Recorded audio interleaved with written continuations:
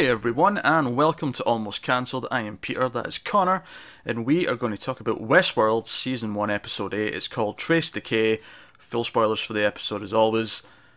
First things first, this is the first time on Westworld that we've not had the review up at the exact same time, give or take an hour.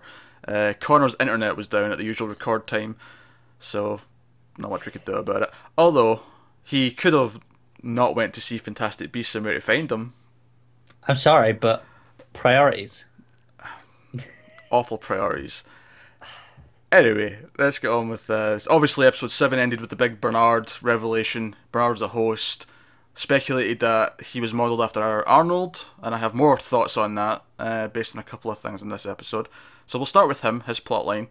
We actually start right after the end of the last one, give or take, with Ford and Bernard, and them having this really interesting conversation where Bernard's kind of aware of what he is, but because of the way he's been programmed and because of him looking after the other hosts, has more of an understanding of what's going on. I thought that was very unique. Yeah, I also thought it was actually interesting that Ford addressed that as well. Yeah. Like, he was aware of how ironic this situation was. Yeah, because he brought it up and he talked about how Arnold was always like obsessed with what's the because Bernard keeps saying that the feelings he's feeling are real, or are they real? He keeps asking it, and he says, "I feel these things." Like, why? And he's like, "Well, that was something Arnold was always obsessed with. Was like, where does that line end and like humanity begins? Like, where is that point of crossover?" And Ford speculates that there is no crossover. Like, human beings are actually just more like the hosts than we give ourselves credit for. You know? Yeah. So interesting discussion. Of course, most of the interesting stuff with Bernard really comes later, and it's actually kind of strange to start with this story actually, because what gets us to the scene with him is actually kind of, honestly, they all kind of overlap together at the they? end. Yeah. They all kind of like come together at the end. But yeah, we'll go elsewhere first. It's weird to jump into that without talking about Maeve first. Yeah. And even to an extent, the Man in Black, they all come crashing together towards the end of the episode. So Maeve makes the butchers give her more control, and you know the Asian one is sympathetic and doesn't like give her a hard reset, like because Sylvester's like just fry her basically. Just fry her, yeah. It gets us out of this mess. But he updates her with the ability to give the other hosts commands, which in and of itself was really fascinating. It was really interesting seeing her like test it and like tell the barman, rewrite the scenes. Yeah. Like, I don't have my tab's clear. No, that was my favorite part though. She never has said do something for me or my tab. It was always as a third person narrator. Oh yeah, it's true. Like she was a storyteller. I wasn't implying it was anything else. That was essentially what she was doing.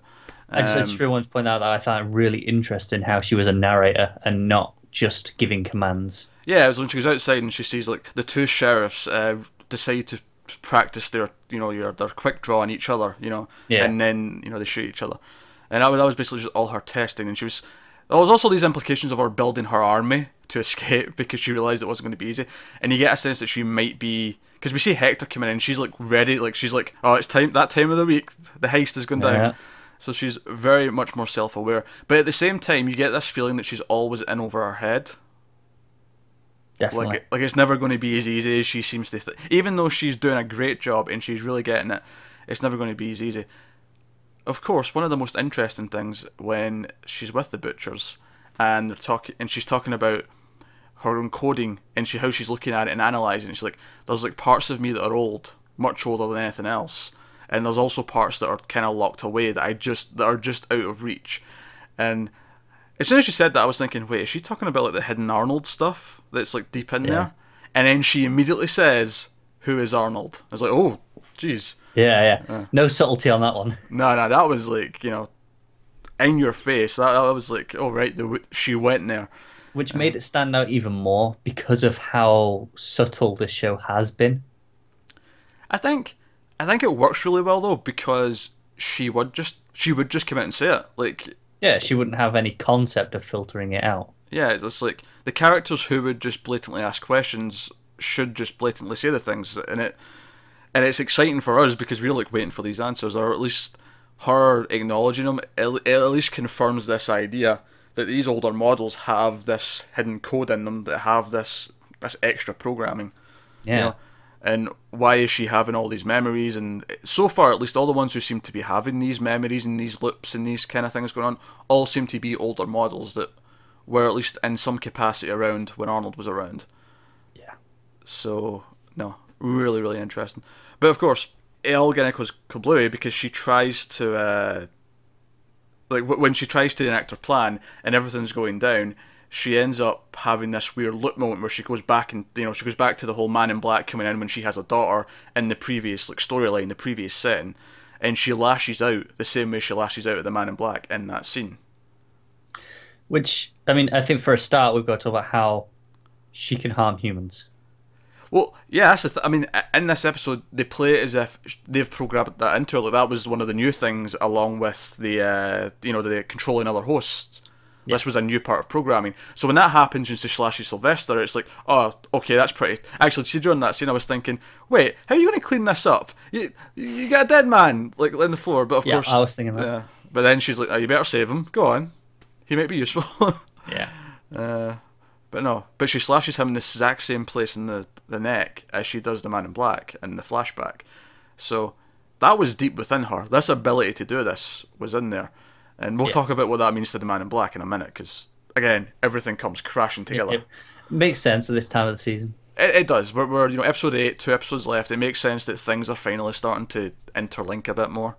That all happens, and the men in the white suits, the techies and whatever, come in to get her. They have to extract her, and she plays dumb. She plays all silent, but she's just like slash people, and she tries to flee, and she doesn't get anywhere. All seems very important, but of course it doesn't become. Again, it becomes more important because of how it links into the other stuff. So let's flip over to Man in Black. Yeah. Actually, no. Let's stay on. I want to link her and Bernard first, actually. So okay. So we see. So from the Man in Black, we do find out that this thing with the daughter happened a year ago, right? Yes. And after the incident, and we'll talk about the incident with the Man in Black because it's more directly related to him. But after the incident happens, and they bring her, into the tech rooms and the analysis and all that, and we see Ford and we see Bernard come in like a year ago. So not to add more timelines to the mix, but we know this is a year before present day. Do you know what? There's a few timelines established in this one. Yeah, there's at least 4. Yes. There's at least 4. And so Ford cams are down. The other techs can, but he comes in and he, puts in some, unique code, and he's able to cam her down. And like, okay, reset, I'm going to take these memories away from you. First thing that's interesting, she says the line. She says, I don't want you to take... Well, she doesn't say this exact phrase, but she doesn't want him to take the memory of her daughter away. And then the line that she says is, the memory is all I have left of her. Yeah. Which is what Bernard said to his wife about his daughter, and it's what Dolores said as well in the flashback scene. So, or at least what we think's the flashback scene. So again... It feels like Arnold has put a very specific phrase in here. Yeah. Or maybe, like, does it come from Arnold, or does Bernard, as a host, just get it from Maeve? Like, yeah, could be. And it's like this knock-on effect. I don't know. Sort of similar to what was it at the start of the season? These violent delights have violent ends. Yeah. Yeah, like how that would like repeat through. It was like a knock-on thing. Yeah. I can see that. But here's the interesting thing I really want to point out in this scene. So Maeve actually in this scene, like after she seems like she's calm, actually freaks out again and tries to commit suicide. Essentially, she stabs herself in the neck. But the most interesting part about that is that who she looks at before she does it. She looks at Bernard, and it's like she sees something in Bernard that makes her want to do it. So if we're going with this idea that Bernard is actually modelled after Arnold, does she recognise Arnold? I mean, you have to assume so, right? Yeah, but at this point, I'm assuming that. Yeah, that's the thing. It's like there's no other reason that we have been presented with. Yeah, it does feel like this episode, more than anything, is like starting to confirm a lot of suspicions and sort of linking things up. Don't get me wrong, there's a couple of little things that maybe go against a few ideas, but it feels like a lot more things are coming together in that sense, which leads me neatly to the Man in Black. And we see him with Teddy, they're getting closer to the maze, they find these dead bodies, and Teddy starts having memories. You know, again, this is now the third host, really, that's having proper memories, and he remembers Man in Black pulling Dolores away. Yeah. And that makes him lash out and, like, tie up Man in Black. Of course, not before they actually find someone who's alive. They find a woman who's a host, and the Man in Black says, "Oh, it's you. That's weird. I thought they would have decommissioned you." Yeah, so, you know. And did you recognise her? I did. I believe she was the host that greeted William and Logan, right? Yeah. Yeah. So, at the very least, this lines up with him being William, because it sets the idea that he met her all those years ago. And being the very first one he saw, you'd think that would stick in his memory. Yeah, so he's like, "Oh, it's you." That said, that's not the only time we've seen her. We see her again in this episode. We do. During a Dolores scene, which we'll again get to. See, all these things. So much jumping around this week. Yeah, there's so much like that all comes together here. But Dolores sees her in another scene, and we'll talk about that. But so we have her. So she's been repurposed. She's in the park in present day with them, and obviously by the end of the episode, it's revealed the sort of the cliffhanger right at the end of the episode is that she's actually working with Wyatt, and Wyatt's like, you know, Ghost Nation army. I say Ghost Nation, that may have just been the past, if that's the past. But, you know, Wyatt's men all come out of the woods, and that's kind of the sort of the dramatic cliffhanger. But all of the real interesting stuff is before that. All of the fascinating, like... The monologue that then overlaps, like, and then, you know, you hear his monologue over the scenes with Maeve and her daughter. Maeve being, you know, because the scene with Maeve and Bernard and Ford is right in the middle of this. Yeah. So all of this sort of, and it makes sense because it all sort of links together, because he actually tells this story from his point of view. This time he went to Maeve and her daughter, and why he did that, what he did. So yeah. So he starts off his monologue, because he's tied up. Teddy's tied him up because Teddy, of course, remembers the Dolores stuff. And he, of course, now is questioning the sanity of the Man in Black and whether or not he should be trusted and so on. And Man in Black starts off this by saying, "Do you want to know who I really am?" And, of course, at this point, I'm sitting up on my seat. Screaming, like, going, "Yes, yeah, just like, tell me." Yeah, say it. And then he said, "I'm a god." I'm like, oh, God. But the fact is, he then goes on to describe so much like stuff that I'm sure is all relevant and useful, but he does everything but say his name, the son of a bitch. Do you know what I will say, though? My favourite thing about him saying, "I'm a god." Yeah. Ford. It makes him like this perfect foil to Ford now. Like, I mean, we got it already, you know, where they had that conversation. Was it last week? Oh, no, it was like 2 weeks. Maybe 3 weeks ago. I don't know. It's all kind of blurring together, to be honest. But, like, we've seen them play off each other and we got this idea. But him saying he's a god, we've got two men with these god complexes. And it's like, what do they do differently? What are they trying to achieve? It's kind of like how if Ford is the villain of the show, if he is the villain, then Man in Black is the kind of anti-hero who is there to stop him. Yeah. At least at this point, that's what it feels like. Whether or not I mean, who knows what they're going to reveal? Yeah, I'm not even going to try and guess some of the stuff. So what do we learn about the Man in Black? What does he tell us here? He tells us a lot of things. Perhaps the biggest thing that links up with the theory that he is William is that he says that he has a wife and a daughter. He has a daughter as well, but more specifically, he says he has a wife, and he says he's been married for 30 years. If you recall, last week, William said that, or at least we've known throughout this season, that he's getting ready to marry someone, Logan's sister. Yeah, just as soon as he gets back from Westworld, by the sounds of it. And before we even heard this information, we all assumed that this was about 30 years because of the incident that they'd spoken about, you know. You know, we've not had an incident in 30 years plus, and so we were all thinking it was about 30 years anyway, so this kind of links up with that. We did find out the name of William's wife-to-be in last week's episode. The name was Julia, and I was kind of paying because I actually didn't remember that when I was watching this scene, but it was after this scene I went back and checked what name he said, just in case there was a link-up, because at one point he did say that his daughter's name was Emily, but the way he phrased it, I actually thought he meant his wife. Right, okay. And I went back to check to see did the names match up, and they didn't. So then I went back and watched this week's scene, and I just paid attention to how he phrased it. But it sounds like it's his daughter whose name is Emily, because it tells us all this stuff about his character, that his wife committed suicide a year ago, which is Yes. what led to the Maeve sort of backstory. But his wife committed suicide, and his daughter actually told him that she committed suicide because of him, because of the life she lived with him, and that he was a sociopath. And he talks about how, like, even though he never brought them to Westworld, like, his wife could sense of the type of man that he was. Like, he was a bit of a sociopath. Like, she could sense that, even though she never actually saw anything. You know, he says that all these good things I've done out in the world, you know, I'm a titan of industry out there, I've done all this stuff. Like, it's almost like a big, just wall of fake good things to hide the fact that I'm really this, you know, Yeah. non-feeling person. And perhaps most interestingly, he says something very similar to what William said last week about how out here in the park he gets to be his real self. It's very similar to William last week's sort of because last week William said he realised what this place was, that you get to discover who you really are. Man in Black says something very similar to that this week. Yeah. So again, this is all kind of like at this point it doesn't feel like such a wild fan theory. At this point it feels like no. There's evidence here to really suggest that this is what's going on. I also like the idea that William progressed in the company that far. Like he got that extra few rungs up higher, because he says he's like really hype in the company or whatever, doesn't he? He says he's like a prominent businessman, like big shareholder or something like that. Yeah. Yeah, and obviously William has always seemed to be like right on the lower levels of management.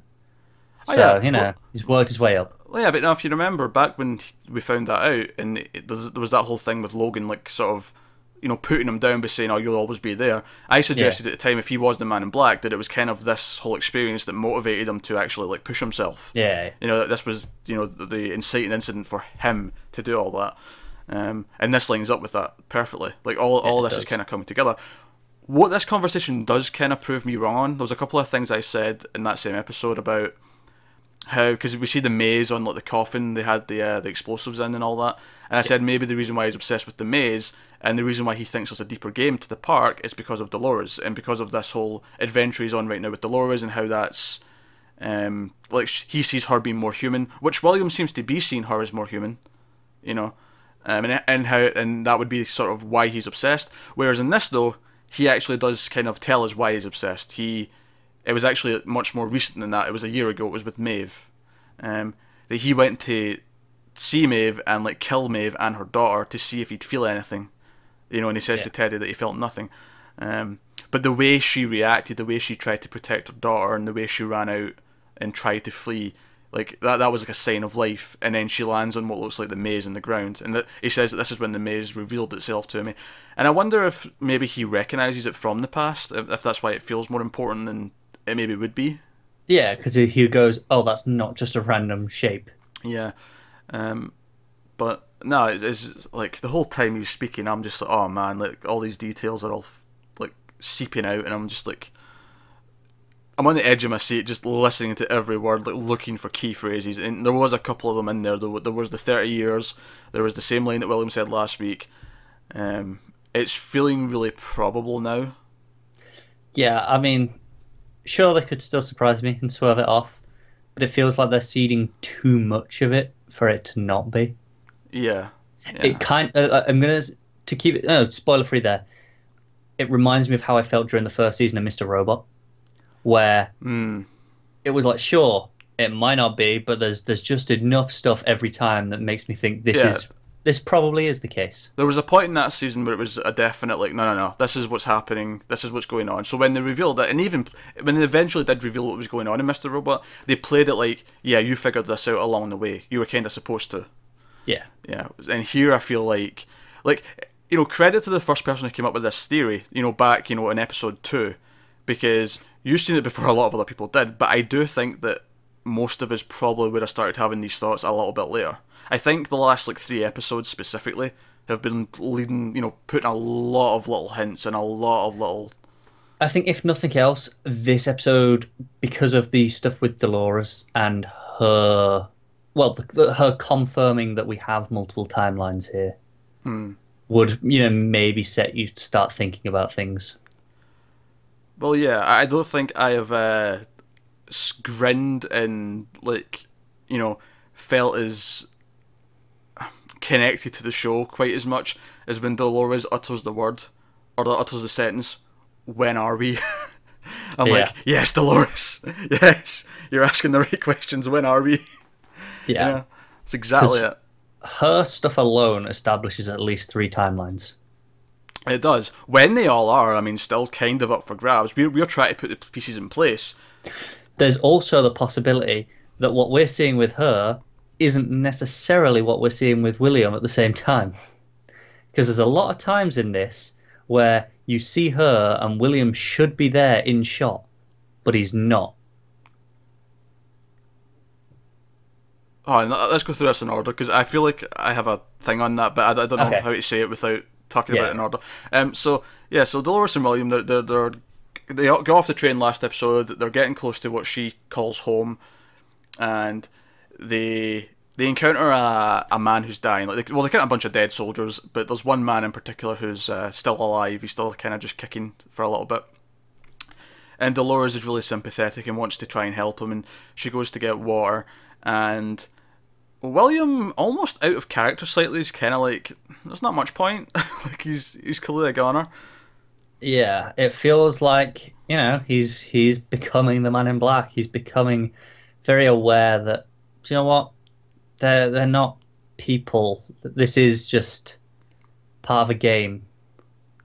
Yeah, but when she goes off to get the water, like, you don't see anything. The guy's just dead when she comes back. But you kind of you have to assume that William just sort of snuffed them out. That was the implication for definite, yeah. Yeah, that's what I got It's the way, from because it ends on him looking at it. Yeah. And then I almost expected to hear a sound. Like, as it cut away, I almost expected to hear like a gunshot or a neck snap, something. Well, I wasn't thinking. I was thinking it would be a quiet thing so that she Yeah. wouldn't know. Like, and a gunshot wouldn't be that. I was thinking just the hand over the mouth.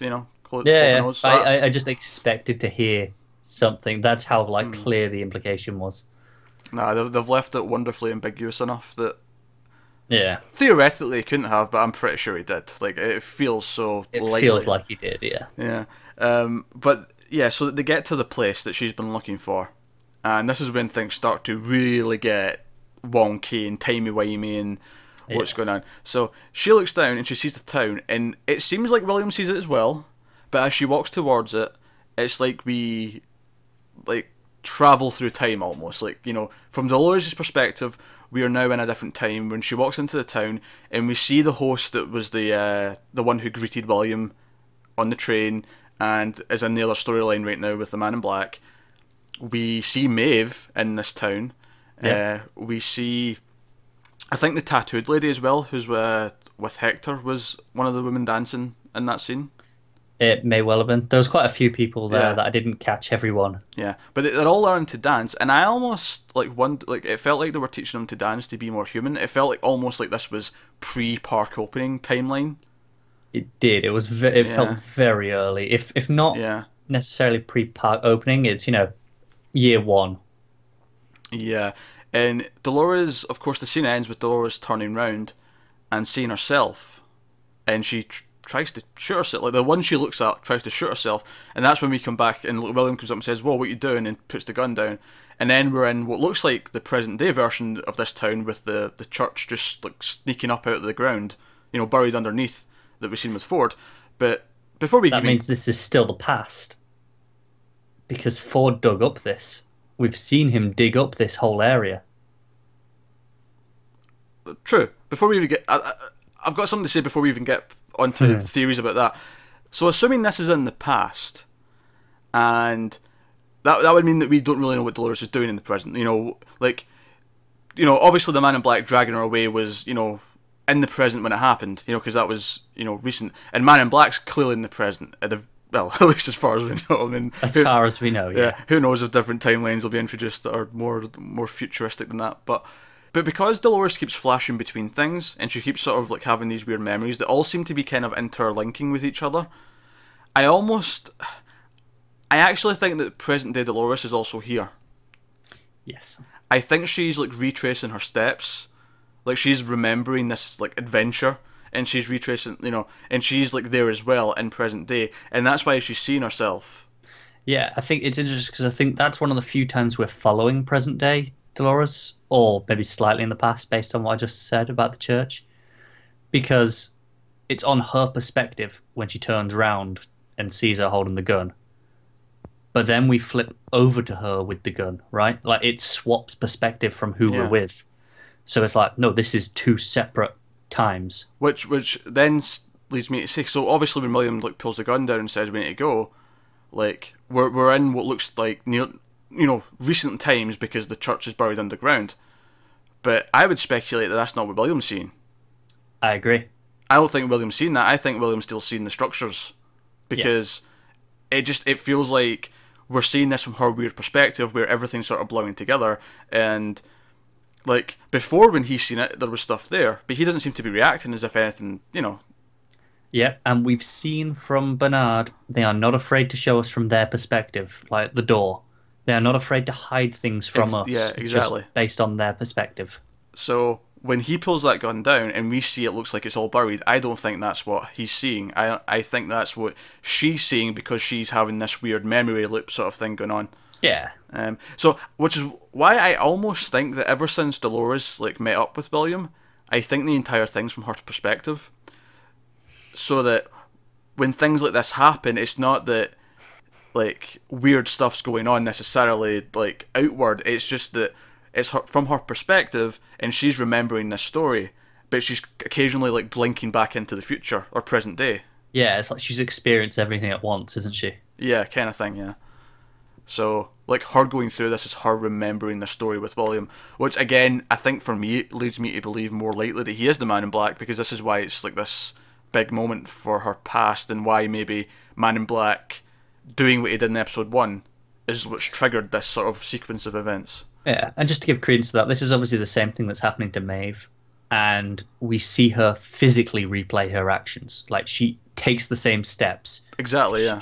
Like exactly like, identical, and that will be like how she is retracing this journey identically. Exactly. So, yeah.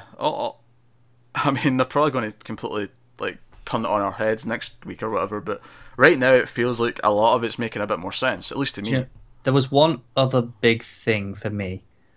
Right, so we've heard her hear a voice in the past. Like the women's voice. consciousness. Women's voice this week. It's closer. It is closer to her voice now. Yeah. It's closer to becoming not just an outside force, an outside god. It's closer to her being self-actualized. It's when it's the moment with the water, dying soldier, and she's out of the water, and she hears the voice, and I was like, wait, that's a woman's voice. Like, is this her voice now? Like, it's not quite hers, but it's getting closer. It's closer, yeah.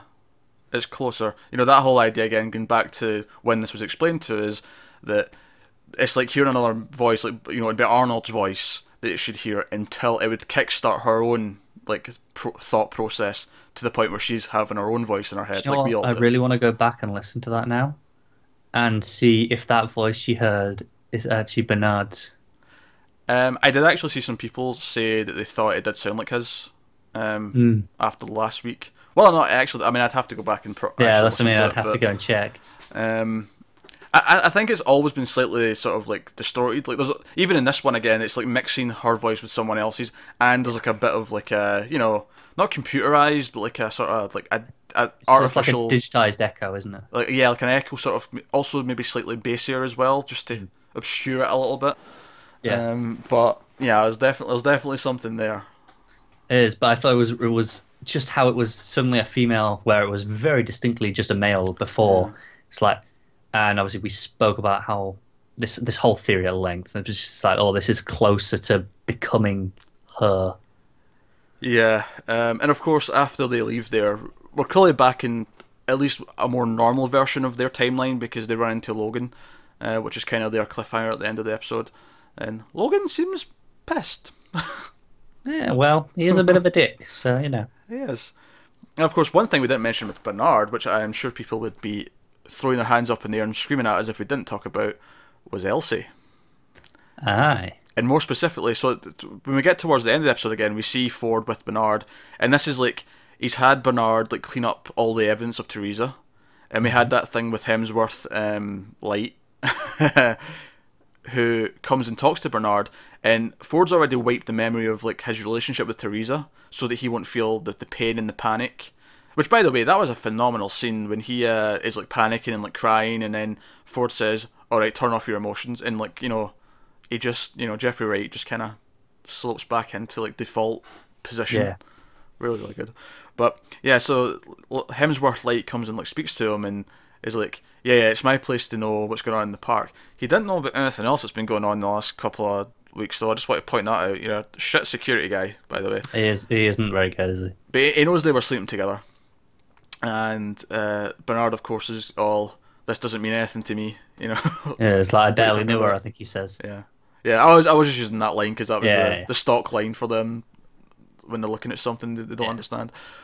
He doesn't know what he's talking about, and he's just like, yeah, I barely knew her. I mean, I respected her professionally, of course, but we see him, like, you know, clean up all the evidence, you know, her hair in his bed and, you know, other bits and bobs, and just which, by the way, I mean, to be fair, it goes completely against everything we were saying last week, how we thought Teresa was going to be hostified. I was just going to bring that up, which begs the question: who the hell is he making? Elsie. I mean, sure, Could because at least with Teresa, he's just come out and said she's dead to everyone, like he showed on the body. Yeah. Whereas but, with Elsie, yeah, but if someone else shows up dead, it's going to start raising a lot of questions. Like, you know, it's one thing to suggest that one person accidentally fell and, you know, died, but she's just on vacation right now. She's got to come back at some point. She does, which is why I'm thinking that. Because obviously, I think it's a great moment that Bernard says, have you made me do this before? And Ford, like, completely believable as well, might I say, with a straight face says, of course not, Bernard, you know? And we get a quick glimpse of him strangling Elsie from the previous episode. Do you know what I find very interesting? This is another case of the seeing things from her perspective, because we saw him, like, on the phone, like, just before, right? Because Elsie was on the phone to him. Yeah, close enough to it, yeah. So it's like, he's clearly had some memories messed with here. Yeah, that stands to reason. Yeah. But it was funny, because even when he asked that, I wasn't even thinking about Elsie, I was just thinking about, you know, because Ford last week said, oh, every so often this happens and there has to be a blood sacrifice, you know, like, I was just thinking, oh, he's had him do this every so often, but not necessarily with Elsie, but it makes sense, like, I get why that is. So no, everything with him has been really fascinating. And to stick with some Ford in this scene, or in this episode, I want to go back to when the scene where they actually have Teresa's body in, like, their sort of morgue or one of their butcher areas, and we have, you know, Charlotte Hale, who's the Delos sort of, you know, representative there, and she's talking to Ford, and Ford brings up the sham from last week, the fake test to try and discredit Bernard. Freudian slip there. To discredit Bernard. And, you know, and I love this scene because both him and Hale, the entire time, they're both keeping a straight face and they're talking about what's happening and what Teresa must have been up to and what's going on and about the test and all that. Both of them this entire time in this scene are both know they're lying to each other. Yeah, they both know they're just full on bullshitting to each other, and I think they know that the other knows as well. Yeah, but they just carry on either way. They're doing the theatrics. He knows she's lying to him, and he knows she knows he knows, and vice versa. Yeah. Like, but the entire time it plays out so interestingly. It's so engrossing, and like, you know, it's like I don't know. It's almost like a political intrigue kind of thing where they're playing each other and they have all these moving pieces and they're trying to, like, prove each other wrong. And Hale, of course, goes to LE and starts him on a little thing because she's actually got all the information that she wanted. This 35 years of data about the park, and they actually go to the host that was playing Dolores' father in the first episode. Presumably because he's the newest one there, so he's the least. Because a lot of the other ones look kind of, you know, they've been down there for a long time. They look mouldy, and yeah, he'll get away with things easier, like passing. Yeah, and she says, right, upload all that to him and give him enough character that he can pass for, you know, getting on a train out of here or something like that. She says. Yeah. So she's making moves to try and, like, sneak out information now. Yeah, but does that mean she was the one doing it before? You know, the satellite uplink. Well, yeah, it's when Lee says to her, when she comes into his office and he's, like, training the new the host to do part of the new storyline, which she calls out as busy work. She says when he says, "Oh, I heard she was sneaking company secrets out," and the line she gives him is, "She is not doing anything that was not at Delos' behest." Yeah. So it sounds like, yeah, what she was doing was something that the company wanted. It's almost like Ford is actually holding a lot of secrets and a lot of things, from them that they are themselves trying to espionage out of the park so they can have it, so they can get rid of him. It's interesting you say that, but I wonder how much even Ford knows and how much is just stuff that Arnold knew that he never shared. So Yeah, it is interesting. And again, Bernard even asked a lot of questions that we had about his backstory, about his wife, about his son, and Ford says every host needs a backstory. It makes you more lifelike. And Bernard even says lifelike but not alive. Like he's at the point where he's really questioning like his own humanity. Like, am I alive? Like, and again, it comes back to what I was talking about earlier, where Ford's all there's that fine line, and it doesn't really exist. That was something Arnold believed.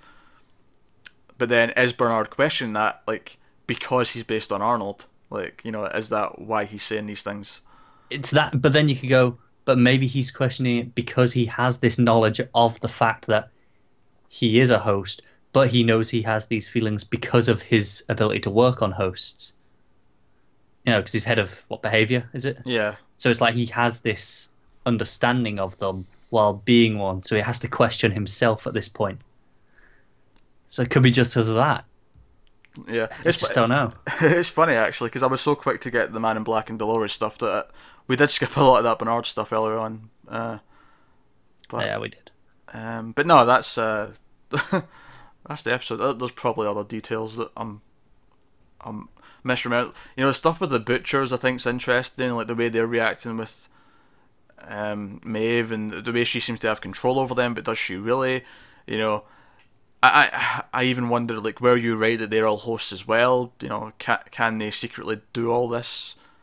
If they, I don't know. There's a lot of there's too many questions at this point. That I think the thing is, though, the show has made us question everything.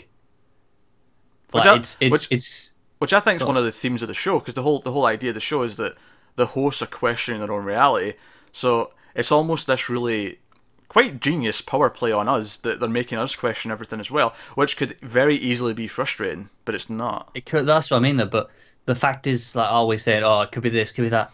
It could be literally anything because we're questioning every tiny thing. It doesn't matter what it is, even if it's almost presented to us as absolute fact, we're still questioning it. Like, for example, just in this one, Dolores and whether or not those buildings were there or not. Like, we're questioning it, even though the show presented it to us as one thing. And that makes it hard to actually guess firm answers to anything. It does. Do you know, I'm actually going to make one criticism, because, it's been exceedingly positive, and it's mostly been about theories and all that. Not so much about this episode, just about the show as a whole. Is that... So it was like episode 3 or 4, whatever one it was, that ended with Ford finding that the top of the church in the ground. Right. Because, back then. I will criticise him a little bit that reveal on its own. Because at the time we were even like, we weren't even sure what it was. I think we said it might be the top of a church. It kind of looked like that. But it was all burned as well. It was hard to tell. We didn't know what it meant. And, that episode ended with as if this meant something. Which it does. Clearly it does now. But I almost think that... And obviously you couldn't do this because a lot of the reason why all this stuff worked just now is because they've spent the time building up that we should not trust, what we see, and that we should question what time we're in and all the rest of it. But, that scene of Ford finding that church head would have meant a lot more to us after, what we know now, Yeah, because now we know that was, the first town that Westworld had. It was the training ground, and we also know it's what Dolores is trying to get back to, which makes sense. If that's where they all learned everything, that would feel like home. That would feel like the first place. I feel like, what's the town called at the minute? Sorry, blanking. Oh, I can't remember the name of the town. Yeah, but I feel like that was back at the start of the show, the start of the theme park. That was like that town, and obviously it was much smaller, and so the visitors would go there instead of this new bigger place that's come a little bit later. Not much later, just a few years later, they've expanded. Enough time for William to arrive there, so it's all done. Yeah, but we know he's not there right at the start of the theme park because they've said it's been open a few years. I think they've implied. Yeah, I think the common consensus right now is that the 4 timelines we have, where this first town was, where they're all being trained, where Arnold was still alive, was about 35 years ago. We then have the William Dolores stuff, which is about 30 years ago. Yep. We have 1 year ago, which was when the Man in Black killed Maeve and her daughter. And in my opinion, when Dolores is walking and seeing this church steeple in this one. Alright, okay. Because I'm sure Ford has dug up that entire area by this point in the present, because we've seen him. You know, he had all the machines and the diggers out there. Yeah, that makes and sense. And he made the power play, didn't he, out there on the balcony? That wasn't there. No, but like we saw him building this area, which include like that was a part of this whole landscape. It's true. I mean, we don't know for sure that he's actually dug up that specific place yet. We know that that's going to be included in his overall thing, but we don't know for sure that he's actually dug up that, because we've not seen that like excavated. We've not seen that. We haven't, but I feel like it was like it's been implied that that stuff's done almost, like because they're on to the actual implementation. You may be right. You very possibly are right. I'm just devil's advocate. I we've not actually seen that, and given this show, yeah, that's fair. I don't want to speculate as to that, especially since it feels like. I mean, it could be. I mean, it's entirely possible, I suppose, that the present day of the first episode was a year ago, or not a year ago. Because it has to be some time later though, because like this is like post Man in Black with his current Find the Maze attitude when he drags Dolores off. That has to be after the Maeve stuff. Yes, it does. So. Oh, maybe there's some time in between. But right. That aside, even ignoring that, yeah. 4 main timelines: 35-ish years ago, 30 years ago, which is when we think it's William and Dolores, and he's really the Man in Black. A year ago, when the Man in Black kills Maeve and her daughter, and then present day, which is where we have Bernard and we have everything else, all the Ford stuff and all basically everything that takes place behind the scenes in the park. Yeah, and Teddy, of course. Yes. But then that would put what we think are flashbacks with the real Arnold, if he is Bernard, talking to Dolores, would be in the 35-year sort of part of it. Yeah, give or take. Yeah, when he's experimenting with her and oh dear, we need a diagram and maps. Need a flowchart. Flowcharts and all kinds of things. Of course, let us know what you thought of this episode, guys. I guess in terms of enjoyment, I found this one exceptionally intriguing. I thought it fed on a lot of things we were already thinking, so it felt very satisfying, whilst leaving a lot of things open for more, as clearly we've just spent the last 40 plus minutes interpreting in our way the best we can. Could be wrong. Very probably possibly might be. Yeah. Oh, jeez. But that's Westworld episode 8. We have 2 left.